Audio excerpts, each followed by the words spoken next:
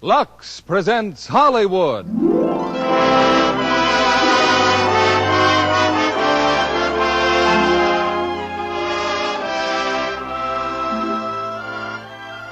Lever Brothers Company brings you the Lux Radio Theater, starring Judy Garland, Margaret O'Brien, and Tom Drake in Meet Me in St. Louis. Ladies and gentlemen, your producer, Mr. William Keeley.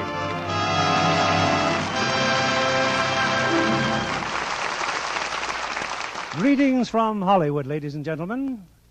The theme song of tonight's play is the title of Metro-Goldwyn-Mayer's screen hit, Meet Me in St. Louis, based on the novel of the same name by Sally Benson, currently playing in theaters all over the country. The title refers, of course, to the World's Fair in St. Louis in 1904. 10 million people attended it, but twice as many people in our listening audience will be going there tonight with three of Hollywood's most charming stars, Judy Garland, Margaret O'Brien, and Tom Drake.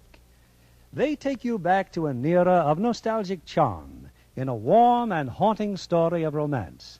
And in that same nostalgic spirit comes a letter from a young girl who was married last September in a family heirloom dress of Maltese lace. The lace, she says, was very delicate and 97 years old.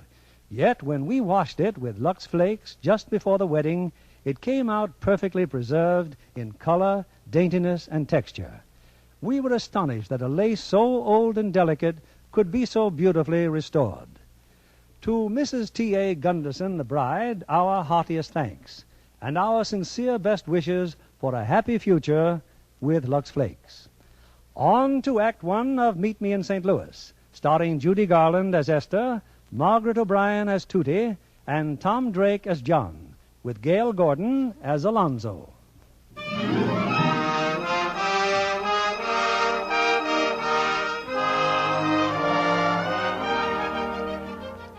In the year 1903, there lived in the city of St. Louis a family named Smith. There were Mr. and Mrs. Alonzo Smith and Grandpa Smith. There were also two daughters and a son, Rose, Esther, and Lonnie. Oh, yes, and another daughter, Tootie, aged 7, who at this moment perches next to Mr. Costello on Mr. Costello's ice wagon.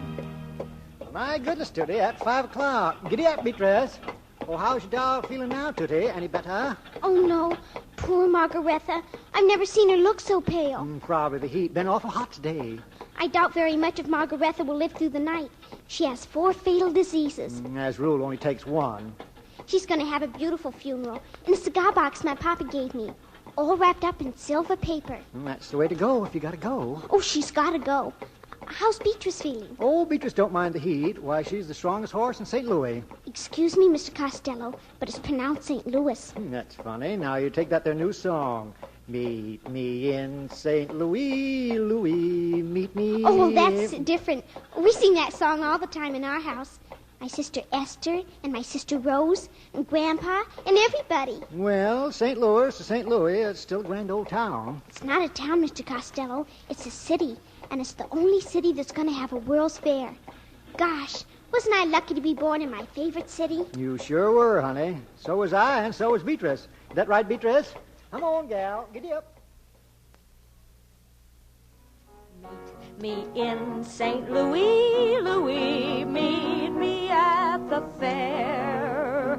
Don't tell me the lights are shining any place but there. We will dance the hoochie coochie. You will be my tootsie wootsy if you will meet me in St. Louis, Louis, meet me at the fair. Come on, Rose, and sing. Meet me in St. Louis, Louis, meet me at the fair. Don't tell me the lights are shining any place but there. Oh, hello, Papa. Did you just come home, Papa? The fair won't open for months, but that's all everybody talks about or sings about. Where's Mama? Here I am, dear. Well, did you have a nice day, Alonzo? I had a terrible day, Anna. I lost the case. Oh, dear. Oh, well, Papa, if losing a case depresses you so, why don't you give up law and go into some other business? All right, Esther, I will. Beginning tomorrow, I intend to play first base for the Baltimore Orioles. Right now, I'm going to soak in a cool bath for 1 solid hour. Oh, but that's impossible, Papa. Katie's serving dinner in 5 minutes. 5 minutes? Alonzo, we planned on eating an hour earlier tonight. I'm taking a bath. Oh, Rose, dear, I'm so sorry. But it's nothing to upset the entire household about. Warren Sheffield, a Yale man, is going to telephone you at 6:30, and you say it's nothing. Rose, the telephone's in the dining room. You certainly don't want the whole family sitting there drinking in every word when a man proposes long distance. I don't see why you assume Warren is going to propose to me. He's calling from New York. Do you know what that costs? Now, I think that's just about enough of this. Now, where's Tootie?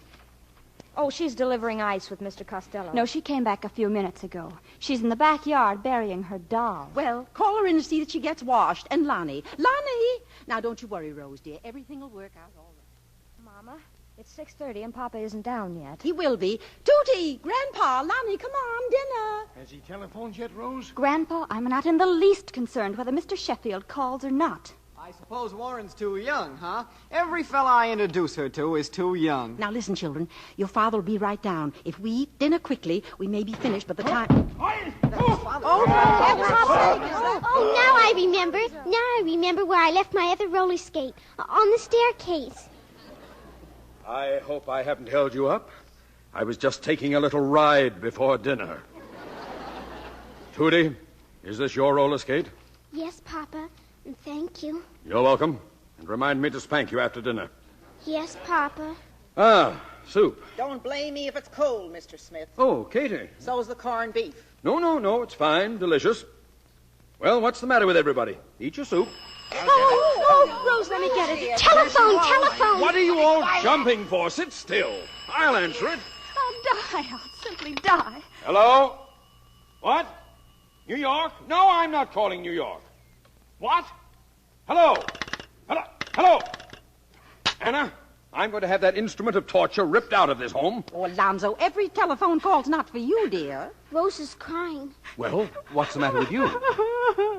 Oh, it's nothing, Papa. You've just ruined Rose's chances to get married, that's all. What did you say? That was Warren Sheffield calling long distance to propose. Oh, I see.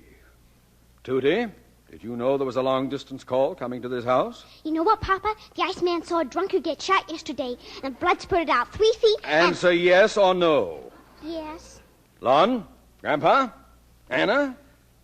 Well, and just when was I voted out of this family? Oh, Alonzo, really now... My eldest daughter is practically on her honeymoon, and everybody in St. Louis knows about it but me. Well, from now on, I'll handle all telephone calls to this house. But, Papa... Nobody answers the phone but me. But I... Thank you. Rose, answer the telephone. Thank you, Papa. Hello, Warren? How are you? Oh, I'm fine, Rose. How's St. Louis? What did you say? I said, how's St. Louis? Oh, it's fine. Fine. Can you hear me? Oh, yes, I can hear you The fine. whole neighborhood can hear you. Well, What did you say, Warren? nothing. I was waiting for you to say something. Oh, Rose, I hope you won't misunderstand what I'm going to tell you. yes? Well, I don't think you should mention this call to your family. Why not? Well, because there'd be H to pay if my family ever found out I called you long distance. Oh, he said there'd be 8. My family's here, and they don't think anything of it. Well, I'd better not waste any more of your time or money. Rose, I've still got 35 seconds. Never mind. Well, Rose, I'll write to you as soon as I hang up. Well, that'll be very nice. Goodbye, Warren. Well, that's the darndest proposal I ever heard. Well, of all things, he talks about the weather. Well, I'll bet there isn't another girl in St. Louis who's had a Yale man call her long distance just to inquire about her health. If you don't mind, I'd like to be excused. A Yale man, eh, Lonnie? Yes, Papa? That settles it. You're going to Princeton.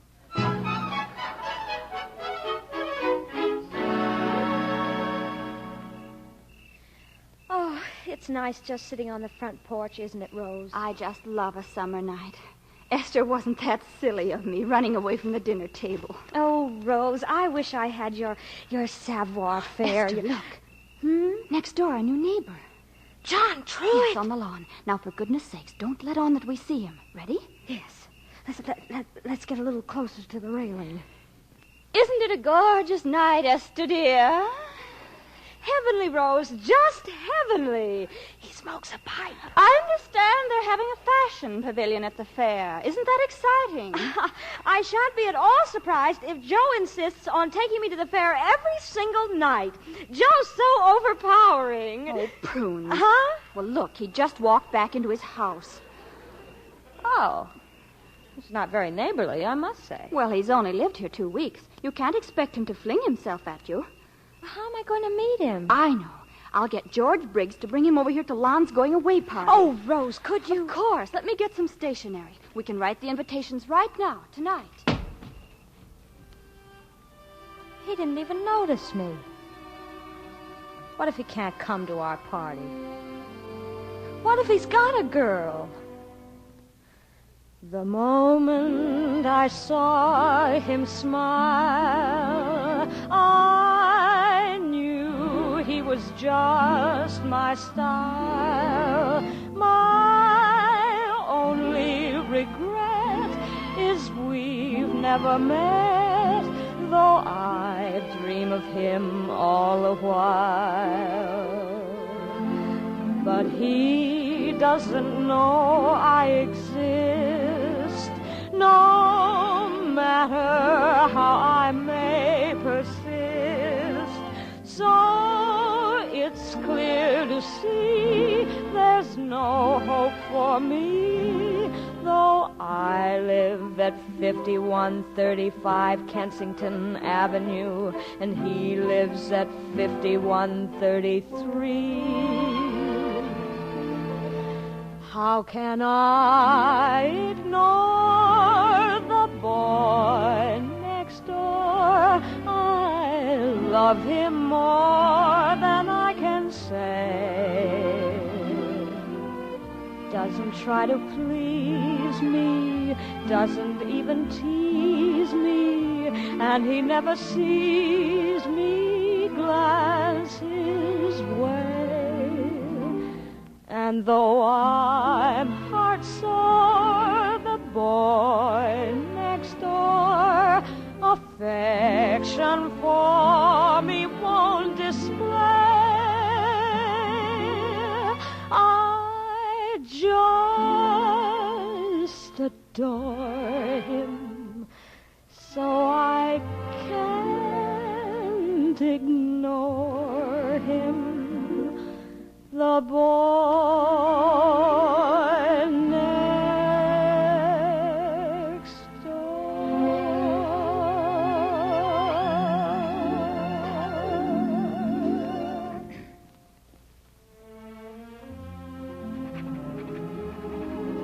My dear Mr. Truitt, you are cordially invited to a party on Saturday next in honor of our brother, Alonzo Smith, Jr., who is living for Princeton. Cordially yours, Rose Smith. How's that, S? Well, it's pretty formal, but I guess we'd better be pretty formal to start with.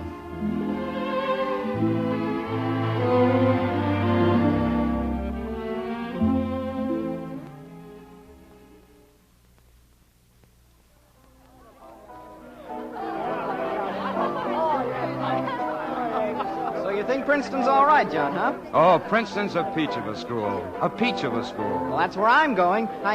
Oh, Esther. Yes, Alonzo? May I present our neighbor, John Truitt?